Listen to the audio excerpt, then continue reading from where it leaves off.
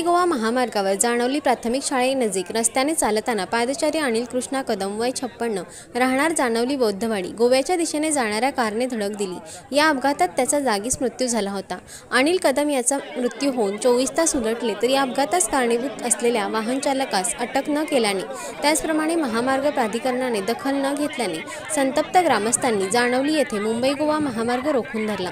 सकाळी 11 वाजल्यापासून ते दुपारी 1 वाजेपर्यंत नागरिक महामार्गावर ठाण मांडून होते। महामार्गाच्या दोन्ही बाजूला जवळपास 4 ते 5 किलोमीटर लांब वाहनांच्या रांगा लागल्या होत्या। जोपर्यंत कार चालकाला पोलीस अटक करत नाहीत तसेच महामार्ग प्राधिकरणवर मनुष्यवधाचा गुन्हा दाखल होत नाही तोपर्यंत महामार्गावर रास्ता रोको ठेवण्याचा इशारा देत महामार्गावर ठिय्या आंदोलन छेडले होते। दरम्यान कणकवली तहसीलदार दिशांत देशपांडे यांनी घटनास्थळी जात या प्रकरणी महामार्ग प्राधिकरण अधिकारी, महामार्ग ठेकेदार कंपनी यांच्या समवेत बैठक घेत ग्रामस्थांच्या मागण्यांबाबत योग्य तो तोडगा काढण्यात येईल। अपघातग्रस्तांच्या नातेवाईकांना शासनाच्या माध्यमातून आवश्यक ती मदत करण्याचे आश्वासन दिले। त्यानंतर ग्रामस्थांनी रस्ता रोको आंदोलन मागे घेतले।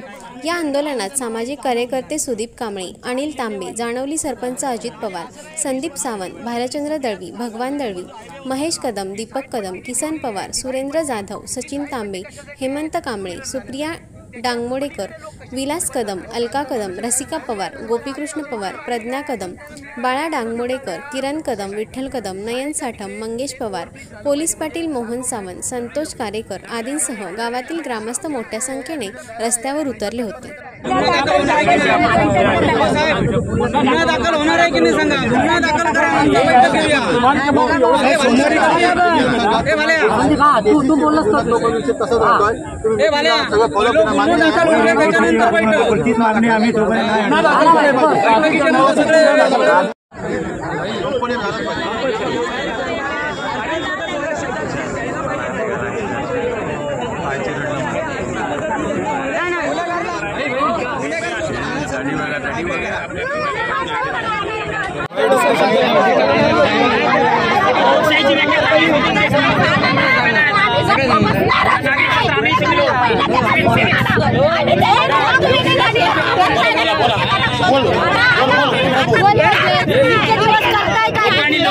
लोकांसाठी चालवलेलं म्हणजे लोकशाही।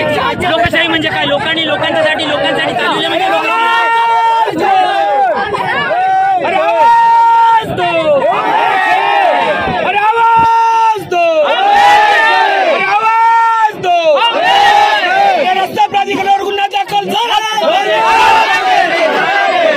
प्राधिकरणावर गुन्हा दाखल झालाच पाहिजे। प्राधिकरणावर गुन्हा दाखल झालाच पाहिजे। आवाज दो, अरे आवाज दो।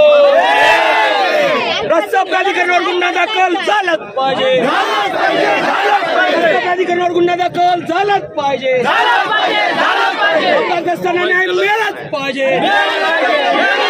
अपघातग्रस्तांना न्याय मिळालाच पाहिजे।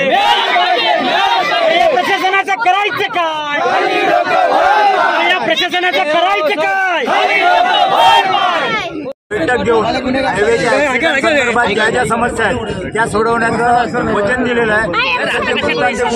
त्यांना शासकीय मदत मिळेल त्यांनी स्वतः लक्ष घालून सॉल्व्ह करण्याचं मंगळवारी 12 वाजता आम्ही सर्व पक्षीय लोक, सरपंच, सदस्य जे आहेत त्यांनी जाऊन हायवे प्राधिकरणची तहसीलदार साहेबांना मध्यस्थी टाकून त्यांच्या आम्ही कुटुंबाच्या वतीने त्यांची आम्ही चर्चा केलेली आहे। कुटुंबाची वतीने आम्हाला चांगल्या प्रकारे करून आजचं ते आंदोलन कुटुंबाच्या वतीने आणि तात्पुरतं स्थगित करतो आहोत। त्याच्यापुढे आमच्या आश्वासन पुरतं न झाली आम्ही न सांगता पूर्ण 10 गावाच्या पंचकोशीमध्ये आम्ही आंदोलन करणार आहोत। याची दक्षता घ्यायची, पूर्ण खुला करणार याची दक्षता घ्यायची आहे प्रशासनाने। साहेबांच्या शब्दाला किंमत देतो। साहेब प्रांत आलेले आहेत, शब्दाला किंमत देऊ आणि त्याच्या कुटुंबाचे सुद्धा आम्हाला सांगितलेलं आहे त्याप्रमाणे आम्ही लवकरात लवकर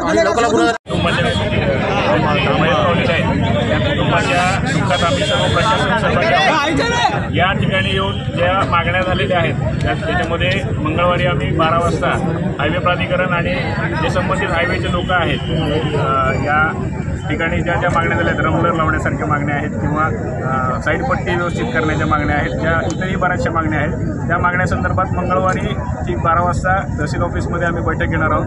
त्यामध्ये इथले सर्व गावकरी आणि प्रतिनिधी उपस्थित राहतील, सरपंच उपस्थित राहतील आणि त्याच्यानंतर या ज्या कुटुंबांना आर्थिक मदत आहे तर ती शासनातर्फे प्रशासनातर्फे ज्या ज्या योजनांमध्ये त्यांना मदत करता येऊ शकते अशा सर्व योजनांमध्ये मी स्वतः वैयक्तिक लक्ष घालून सर्वांना मदत त्या तिन्ही म्हणजे यापूर्वी झालेल्या 2 घटनांमध्ये पण त्या तिन्ही घटनांमध्ये जास्तीत जास्त मदत होईल असं आपल्याला या ठिकाणी सांगतो. आणि आपण आपलं मीटिंगमध्ये आपण सर्व चौकशी करून या पोलीस विभाग पण त्यामध्ये चौकशी करेल आणि पोलीस विभागही जे वाहन चालक जे सापडत नाही